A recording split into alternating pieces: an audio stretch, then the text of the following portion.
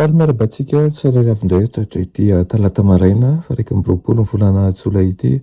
Misaotra Andriamanitra trano sika satria avy aminy mbola ahafahantsika miaina sy mandray torohevitra avy aminy ihany koa ary mandray ny fahasoavany.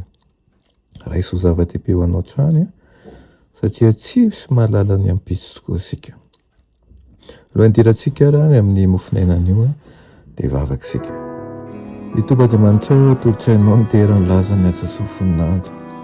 Misaotranao izay fa mbola manana anjara indray ny amin'ny fahasoavanao. Mialany ilokay mamindrafo aminay.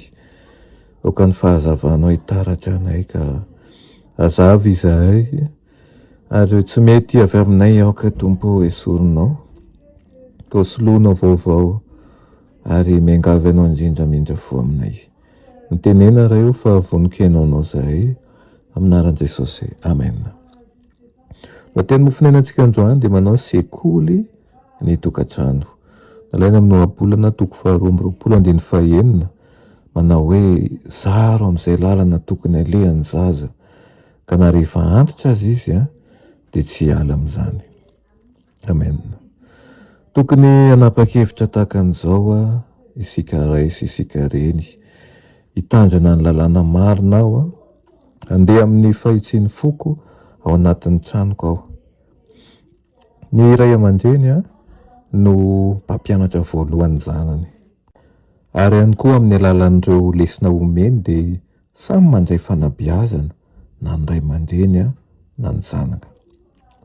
Rehefa manoka tena vatany fanahy ary saina ho an'ny asa izay nampandriketin'Andriamanitra azy ny ray aman-dreny dia ampianatra lesona sarobidy azy ireo kitoko Kristy ka miazo teny feno fahendrena izay ho lazaina sy hanampy azy hanapaharetana sy fandefehana eo anatrehan'ny fiantsiana. Mila tokantrano voahodidin'ny rivom-piainana masina sika. Ny ankohonana tsy voaova foa no mpiara-miasa mavitrika indrindra amin'ny Satana. Misy ray aman-dreny tena masika mpanameloka foana isaka izay miteny ary manjakazaka loatra.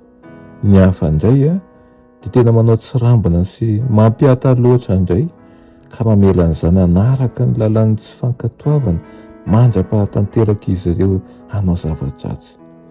Mila mahatsapa ny hery manovan'Andriamanitra ny ray aman-dreny toy izany.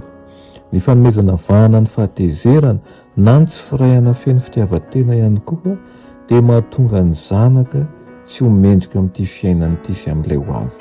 Ny hafatra an'io izany dia ho an'ny ray aman-dreny amin'izao fotoan'izao mihitsy fa irina fantatra ny anaran'izy ireo sy ampianaran'ny zanany dia ny lesona kanto izay tsy maintsy hianaratsika eto amin'ity tany izay alohan'ny hidirantsika any an-danitra.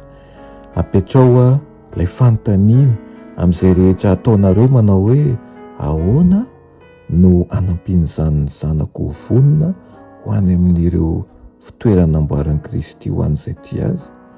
Dia rehefa vita araka ny tokony ho izy miasa amin'ny sekoly ny tokantrano dia hoentin'ireo ankohony anivon'ny fiangonana ny toetra mendrika sy feno fihaverana ny hafa ka ho tian'ny anjelin'ny lanitra ny toetra ao ary voadio ny fo ka mendrika ny toeran'i Jesosy Tompo. Ataovy atrehan'ny zanak'ireo mandrakarivo Kristy amin'ny alalan'ny hira fiderana azy, amin'ny fikatsahana azy amin'ny vavaka ary amin'ny famakina ny teniny mba ho tsapan'izy ireo hatrany ny fanatrehany.